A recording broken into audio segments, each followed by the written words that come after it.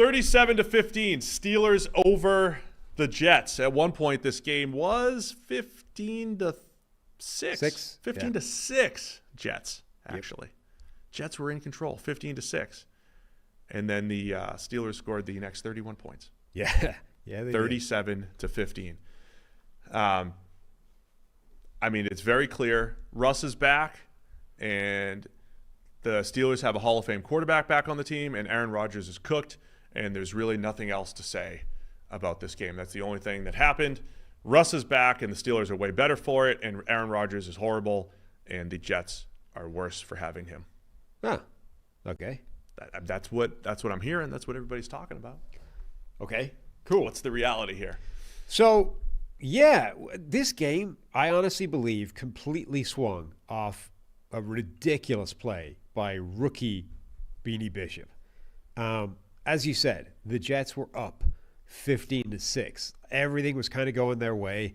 They'd had success. They had the classic, sometimes when luck is bouncing your way, like it just freakish things happen and bail you out. They thought they'd scored a touchdown on the ground. Jeff Ulbrich wanted to challenge it. They didn't give it. Jeff Ulbrich wanted to challenge it, fumbled the challenge flag. Right? That was the funniest thing. And by the time he got the flag off the ground and tossed it on the field, the Jets had run a play and scored on the play. And I don't know if they'd have given them that touchdown if he'd gotten the successful challenge flag. So they were sort of saved from a challenge that might not have gone their way and ended up getting a touchdown instead. Then Pittsburgh blocks a point after attempt. They call leverage on Minkah Fitzpatrick. Wrong. Terrible call. Bad call. Right. Number one, I don't think he touched an offensive player. I think it was all the only guy he touched was his own player. He touched, if he used his hand at all to propel him forward, and I don't think he really did. They glanced Watt's helmet. It was TJ Watt's helmet. So It's not leverage, whatever it is. Anyway, that call, obviously, if you take the penalty, you can move a yard closer. Attempt a 2-point conversion. They got the 2 points, so they're up 15-6. Now the Jets have the ball again. They're driving, and Beanie Bishop makes an utterly ridiculous play where he's opened his hips to the right. The route is coming in behind him to Garrett Wilson, and he turns, flips his hips, and makes a ridiculous snag on an interception for Rodgers. Completely changes. So that's like shortly before halftime. It completely changes, obviously, who could get the score before halftime. And really the game, momentum-wise, completely swung from that point. I don't even think that was a bad Rodgers throw. From the way he's looking at that and the way Beanie is opened up to the other side, he, I think, is perfectly within his rights to think he cannot make this play where I'm throwing this ball. And he did. It was a great play by Beanie Bishop, undrafted free agent out of West Virginia for Pittsburgh. Kind of stepped into the slot role this year. Had some ups and downs so far, but outstanding game. And then he had the interception later. I just want to talk about the narrative stuff really quick. Rodgers is cooked and Russ is great. It's just funny. Can we just watch? We all watch the games, and people, the same people that were making jokes about Russ and he's terrible and they never should have gone to him and put Fields back in. And I joked, where's Arch Manning? Is he going to come replace him? Because it started slow. Fans were getting a little restless with Russell Wilson. And so you go from the guy was bouncing bubble screens and the offense wasn't doing anything.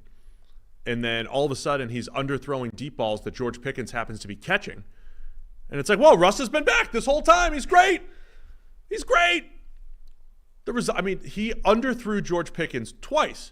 One where George Pickens is being held, has to stop for the pass, and he one-hands it for a long 51-yarder or whatever it was. And then the other one where George Pickens has 2 steps on the corner, it hits the cornerback, the underthrow, and Pickens still manages to catch it. This isn't Russ is back. Russ is back. Look at this. Look at Russ doing all the work. Russ is back. It's all George Pickens.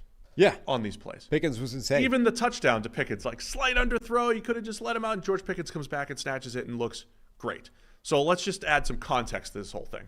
Okay. Russ is back because George Pickens made these incredible catches. And then Rodgers, the thing that switched the narrative on everybody here was George Pickens is saving Russell Wilson on these passes, turning them into completions. And then Rodgers makes maybe the best throw of the game by any quarterback, puts the ball on Garrett Wilson in between coverage. I think it snuck through there. I don't think Beanie Bishop got a finger on it. No. Garrett Wilson is surprised. Now, maybe Rodgers forced it. Maybe he shouldn't have thrown it. Maybe it was the wrong read. I don't know. But he created what should have been a completion into a tight window that wasn't even open. And it bounces off Garrett Wilson, lands in Beanie Bishop's hands. He gets his second interception. And all of a sudden, Aaron Rodgers, turnover machine, man. You know, he's terrible. Like, it's just funny that the whole – and look, I want to add more context to this on the other side. But, like, literally, like, 3 or 4 throws have people saying, Russell Wilson's the back, and he's awesome, and the whole offense is better. And Aaron Rodgers is cooked because Garrett Wilson couldn't catch the ball, and it became an interception. And those were the biggest plays in the game that swung in favor of the Steelers. Yeah. Those 2 plays, I think, completely changed this game. The first interception to Beanie Bishop, which I think is just a genuinely absurd defensive play, where, again, I don't even think that's a bad throw by Rodgers. I think he is absolutely correct, both in terms of the read and even the location is fine. He simply does not believe that Bishop can make that play. And I think he's right to assume that from the picture he looks at when he releases that ball. I think it's entirely a correct decision to say, I put it here, I have a catch. There's no way he's able to make that turn and catch the ball. And Bishop just makes a phenomenal defensive play. And then the play you're talking about where he hit his receiver. He put the ball into a tight window, got it there, and Garrett Wilson lets it clang off his shoulder and turns it into an interception instead. Those are 2 monster turnover plays that go against the Jets in a game where they had been the better team up until that swing. Now, so that, like, that's the extreme of it. I think Russ had a little bit of luck on his end, and Rodgers had a little bit of bad luck on his end. Let me pull this back to the center just a little bit. Pull it back. When Russ was named the starter, yep, you and I came out here and boldly proclaimed, we have no strong take. Right. We're sitting on the fence.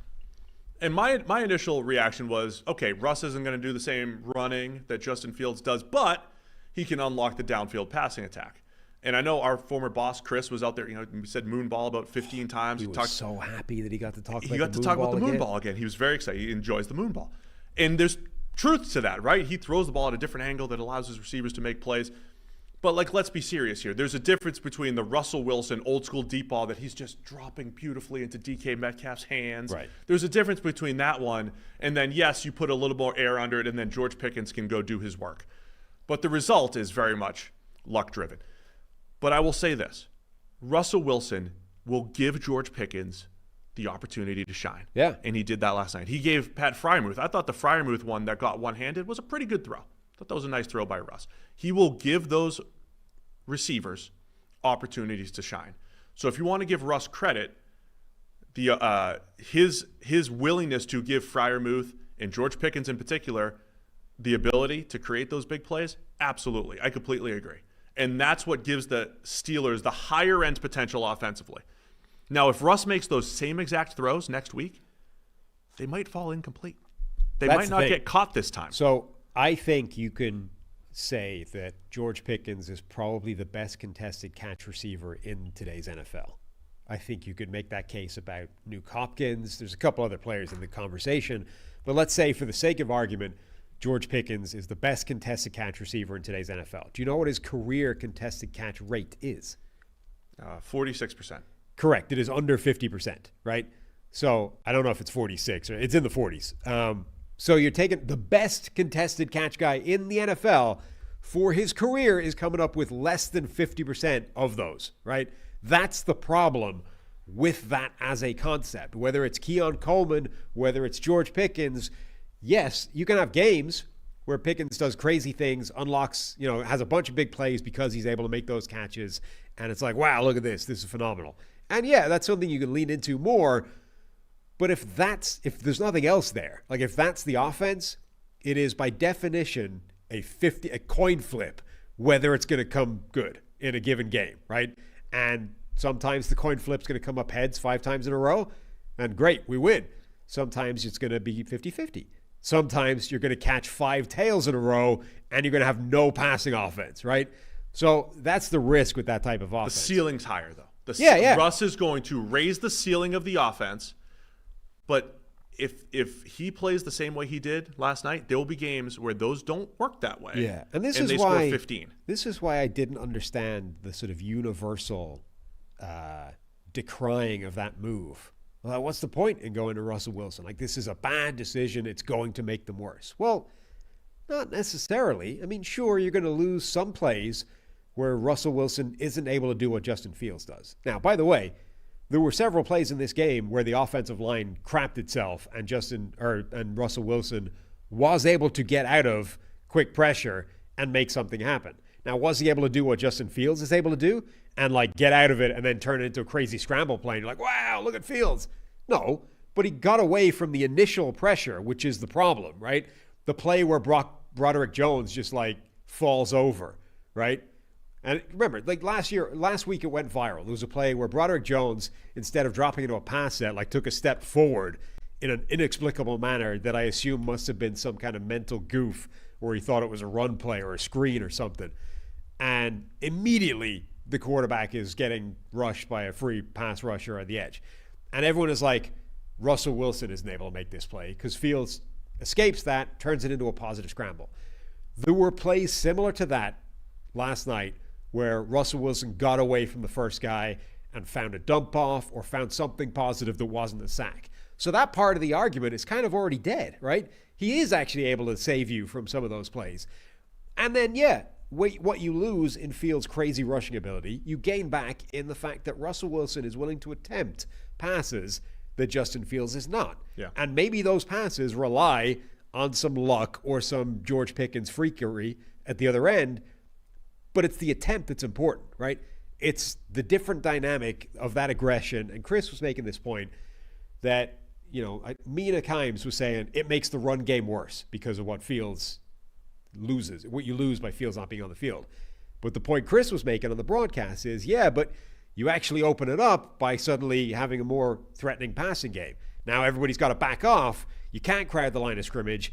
And it actually enhances your run game, even though the quarterback is less of a rushing threat. Run game, which was good again, and even when they scored the last touchdown to make it 37 and really pile it on, I mean, they moved everybody. So I still end up, I come back essentially to the same place, right? Which is, I don't think it's clear-cut either way. I think it's probably quite close, and maybe Russell Wilson gives you a higher ceiling. The people, and the reason why you and I landed, because we're very reasonable people here, Sam, the reason why we landed in this like middle ground is because I think we understand the context of what I mentioned last week is people feel really good about Justin Fields because the expectations were so low because he played so poorly. But it's also just because they won games. And they won, but he was playing better than he was in Chicago because the baseline was so low. At least initially. And we remember Russ being a superstar and coming way back down to earth and kind of struggling the last couple of years despite the stats last year in Denver.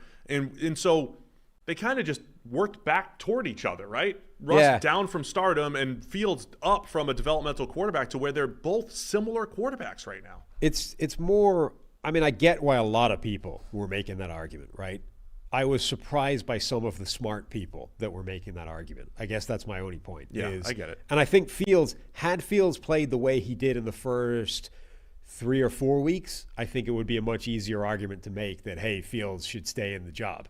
I think the way he played the last 2 weeks, where Wilson was actually starting to get close to coming back, those are the 2 weeks where I think that kind of lost him the job. If he'd continued his level, those were concerning from earlier in the season, I think you could say, all right, he's won the job. You can't take him out at this spot. The fact that he did take a step back gave them cover, I think, to say Russell Wilson has always been QB1 and Fields hasn't done enough yet to take that job away from him. I think that's an entirely legitimate approach to take from Mike Tomlin, and I think this game justified it. All right, one little anecdote, and then I want to talk about the Rodgers thing again and pull that back down to the center as well. Broderick Jones got whooped by Will McDonald multiple times, but in particular for a sack. Yep. Remember that whole story around draft time that I think Belichick was telling on the Manning cast, how the Steelers traded up for Broderick Jones, and Belichick was like, yeah, of course I want you to get the tackle, Pittsburgh, instead of the Jets, The Jets wanted Broderick Jones. They were going to put him in at right tackle. They needed a right tackle, and instead they had to settle for Will McDonald. Just thought that was an interesting dynamic. They went head-to-head, and McDonald looked much better, got the better of him, and Broderick Jones looks awful right now. Not just Steelers are winning and everything, but Broderick Jones has some of the worst reps of any tackle in the NFL right now. And I can't remember if I already said this on the podcast, but it's like Tebow at tight end type of reps where he just looks lost and bad. Yeah, not just settle for Will McDonald, but McDonald, remember, was seen as a massive reach at the time. Everyone was hammering that pick as a huge reach for them. McDonald also at this stage is on, I think is he second in the NFL in sacks? Yeah, he also has a fake 8 sacks. Right. That was like his third good one. Yeah. The rest of them have all been like unblocked or pursuit plays. And one was literally he didn't do anything, but Will Levis just dropped the ball and he was near him. Right. Like I saw somebody was like, oh, McDonald's a beast, like to hell with PFF. Because his PFF grade hasn't been particularly good this season. And the reason it hasn't been is because most of his production has been not fake, because he made those plays, but the remedial level of difficulty, right? He's been unblocked or there's been a breakdown and he's just been able to run the straight line at the quarterback. For the 1,000th time, stop using sack totals to determine who's good. But last night, Will McDonald was good. But this game, he was a genuine beast, right? This was the first game, I think, this year where you're like, okay, if he'd done this every week, he should end up with those stats. He hasn't, and he's ended up with those stats anyway, right? That's the disconnect. But this game was a game that absolutely reflected those season statistics. All right, let me go back. Let me pull the Rodgers thing back to the center here for a minute here. So I started by saying Rodgers had some bad luck last night, completely changed the narrative. Russ had some good luck last night, completely changed the narrative. Russ, though, deserves credit for putting players in position to succeed. The argument against Rodgers that I would make is this wasn't just one game. We now have a 7-game sample of the Jets have scored 2 points more than they scored last year through 7 games with Zach Wilson at quarterback. And Aaron Rodgers is, maybe has more influence with the Jets. When you look at the Steelers, Mike Tomlin, and Chris was hinting at this last night, Mike Tomlin saying, I need my team. I don't want to have any controversy on my team. I'm going to put Russ in there so that they know, and we're going to make a decision on the starter going forward. Like, Mike Tomlin is in full control of that team. So it's probably fair to criticize Rodgers because he brought his friends along. He just brought Devonte in, and you got Alan Lazard there, and Rodgers has a lot of influence, and it's not working out. They're 2-5. The stats are awful on offense. It's a very staticky type of offense. We've complained about that for a while. And yes, he made a couple good throws that maybe got unlucky on his end. But the totality of this thing, I think Rodgers probably deserves more blame. And again, if we go back to when Rodgers had more control in Green Bay, things went south. When he started to get coached and Matt LaFleur had more power and Matt LaFleur was more in control, things were much better. And I think that's where Rodgers, this isn't like he's physically cooked and he's done. There's definitely times when he's under pressure, like he's not breaking free from that right the way he used to. There's definitely some more physical limitations to Rodgers than there were previously. But this is, if you're going to say Aaron Rodgers is done or whatever you want to say and overreact to, it's the totality of the whole thing. The fact that he got his people in there, it's his offense, it's his buddies, and it's still not working out. And even though physically he can make a lot of good throws, doesn't have it all the same way he did a few years ago. He doesn't. And he's not the player that he was before injury. I think that is fair to say. I do think, though, that he is good enough to be winning games and that they're quite close, even though this ended up as a massive score in favor of Pittsburgh. They were winning, they were ahead, they were comfortably the better team until those 2 high leverage plays that we talked about. Yeah. They also did a lot of good things in the game overall in offense compared with previously. Like, they took TJ Watt out of this game. That's a huge win for this offense. Like, they were going up against one of the best defensive linemen in the game, a true game wrecker, basically eliminated from this game, the way they took him, whether it was the great Morgan Moses or all the help that he got given during the game. Either way, TJ Watt basically wasn't a factor in this. Did you see the way they greeted each other after, by the way? Who's that? TJ Watt and Morgan Moses after the game had a little moment, when they all go for handshakes and stuff. A couple Hall of Famers. Exactly. They just greeted each other like a couple of titans after a battle. You know? Yeah. Like outstanding. Like TJ Watt was like, "What a job you did there, Morgan." Morgan's like, "Yeah, I know." You had a lot of help. Right. Four hands always on me, but Anyway, so they did that. Devante Adams made a difference. Like maybe it didn't get reflected in Adams' production, which wasn't off the charts, but like the Devante Adams arrival massively opened things up for Garrett Wilson. Like he should have had a monster game and would have had a bigger one, but for the ball clanging off his shoulder pads. And he needs to be better for them to be, winning those games. But like the Adams and Garrett Wilson axis, I think, will have a huge impact. It is really hard to cover. Breece Hall had a big game. Yeah. The offensive line was better. Like this should have been better than it was, but a couple of freaky plays bounced the game towards Pittsburgh, who, let's remember, have a really good defense. They do. And so I want to remind you, too, I don't want to completely equate these things, but let's bring it up anyway. The Tampa Bay Bucks, the year they won the Super Bowl, traded for Antonio Brown, or signed Antonio Brown, whatever it was. And they were awful the first game they had Antonio Brown. Right. Now, they went on to win the Super Bowl. They were already a good team. They're not a 2-5 team. But they went on to win the Super Bowl that year. The next year, the Rams traded for OBJ. Scored 3 points that night, right? We were all, LOL, bad pick. Oh, look at you, stupid Rams. OBJ. It took them a week or two before they figured things out. They go on to win the Super Bowl. Like the high impact receiver doesn't always just step in and make plays. Now, with Amari Cooper, maybe it worked fine for the Bills, but they play in the Titans, right? I mean, they should win that game. Yeah. So sometimes it takes time. The other thing I'll say, the Jets have 4 more games against winning teams. They have New England this week, Arizona in a couple weeks, the Colts, Dolphins twice. We'll see what they have a chance to rectify this a little bit. They're just running out of time. Yeah. They're 2-5 right now. And again, the totality of this whole thing is they're scoring 18 points per game with Rodgers, right, and still a pretty good group of playmakers, presumably. They're putting themselves in a similar situation to the Bengals, where it's like your margin for error is just running out. But I do think that they're actually quite close and not dead and buried yet. Like this.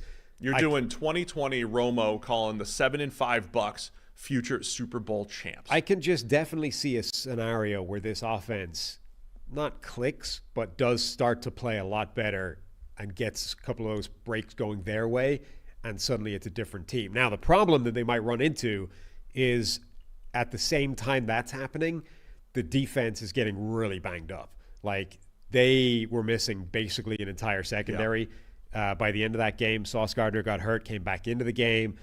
C.J. Mosley played like 7 snaps. Like most of their important back 7 players were not on the field for a lot of that game, which is, I think, a big part of why it ends up being 37 points for the Steelers. Like suddenly the Jets defense is not the Jets defense, not because it's playing like crap, but because they don't have the Jets, like the starters for the Jets defense are no longer there. And their run defense has been an issue anyway. And they got run all over. Najee Harris ran really well again in this game, second straight week. Particularly late on. Yeah, especially late. I mean, look, I'm workshopping this other whole take where, remember there was times where Peyton Manning was acting like he was the coach?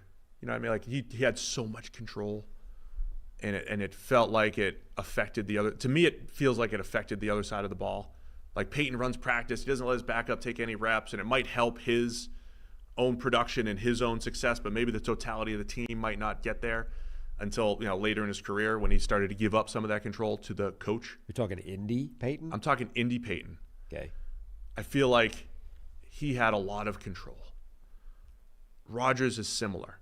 And now is like Rodgers there was awful special teams in Green Bay, and they're getting all their kicks blocked here, and awful special teams with the Jets. Like, is there something to that compared to like a Brady, and it seems like Mahomes right now are part of a team where the coach is in control, right? They submit themselves to the coach and play within that structure. I mean, I might be overrating some of the stuff, but that's one of those things that always felt like it separated Brady with Rodgers, Brady with maybe Peyton at times, and might separate Mahomes from others here, where Mahomes is the star, but there's probably a reason why they're 6-0 and the rest of the team is good despite Mahomes not playing as well. So it's just a whole nother story. But this is still it's another game in the year of the blocked kick.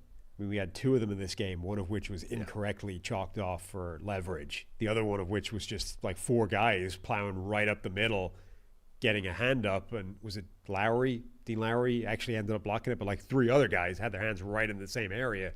What the hell is happening with kicks this year? I don't know. Bad kicks. Good blocks. Good job by the Steelers special teams. They're 5-2. Do they have another... Do you know what the Monday night game is next week? Yeah, we've Giants Steelers next Monday night. We've occasionally, I think, referenced this in making light terms, but Kevin Cole, formerly of PFF, runs a thing where he has like an adjusted score right at the end of every game. So you have the score, this is much closer, and then you have what the data says the score should have been. Right? What's he got here? And it's kind of funny because essentially it's like a nerd cliche. We're like, we've actually progressed beyond, yards over expectation and completion rate over expectation. Now we're actually changing the score. So whatever you think happened in the game, the score is completely different if you look at the data, right? So it's kind of a funny concept that I don't think necessarily makes them look great, but it does occasionally tell a story that I'm willing to co-opt for my purposes. So my overall point here has been, I think this game was closer than the score reflects, and the Jets are closer than the score reflects to being good, right? Tell me about it. Would you like to know what the Kevin Cole adjusted score was for this game? Remember, actual score, 37-15. 37-15. Adjusted score. I got the Jets 21-20. Come on, have you just seen that? No. That's exactly what it is. No, really? The Jets 21-20. I know enough about. I read your tone. Yeah. I read your tone. I know enough about Kev Cole and the system to come up. I nailed it. Why? What do I get? Where's Prize Picks? Does that count for anything? You are obnoxiously good at just plucking numbers, guessing stuff out of the air, guessing and being stuff. right. Very good at it. Why have we not taken advantage? When we're in Circa, why are we like trying to plot out actual data for what's going to? Why don't you just go in there and guess a random number at odds of 300 to 1? Not good when there's money on the line. Okay. I did hit on 31 though. Just told my team. I told you that story before. Yeah. The same McAfee story at Peyton at 18 was me and 31. Yeah. So I'm basically Peyton Manning. Good Peyton Manning though, not end of his career Peyton Manning. Anyway. But coachable Peyton Manning, not run the whole show Peyton Manning. So on the one occasion where I'm willing to take that data point as an argument, 21-20. The Jets should have won this game 21-20. Can we change the Jets are 3-4 now. Steelers are 5-3. 3-4. The Devante Adams trade fixed it. It's working in the right direction. The Jets are contenders again. Mike Greenberg, he's happy. They're going to the Super Bowl. Let's get Greeny on here. Can we get Greeny for Wednesday? He can't do TV. He's on. He's already on the. We're competing with him, aren't we? What time does he get off the air? Going head to head. We compete with Mike T. Do you think Mike T watches us when he's live? Probably watches us. Not when he's live. I wouldn't have thought. Instead. Yeah. And then just like recites our takes. Sure. I'm sure he does. This has been fun. I'm so glad that I guessed that score. I'm so glad. I can't believe. How did you do that? Mike T is not watching. 21-20. How? You just got to read the context. Your tone, Kev Cole, Kev's, he's like, you think this, but let me tell you the opposite that's happening. That's what Kev does, right? I mean, I get that you would have been in the ballpark and thought it was close and, maybe the Jets edge it. How did you come up with 21-20? I have no idea. You know what I did? I did the math in my head so it's 37-15, but it was really 30-15, right? So there's garbage time touchdown in there, and I'm thinking the model's probably doing garbage time. There's a couple fluke plays in there, and I assumed that the Jets won, but it's still close, so it just landed at 21-20. And there we are. Jets moved to 2-5 in reality, though. Yes, and need to go 8-2, right, to get to 10 wins here. Thanks for watching all the way to the end of our video. For more great content, click here to subscribe and here to watch another video. We'll see you again soon.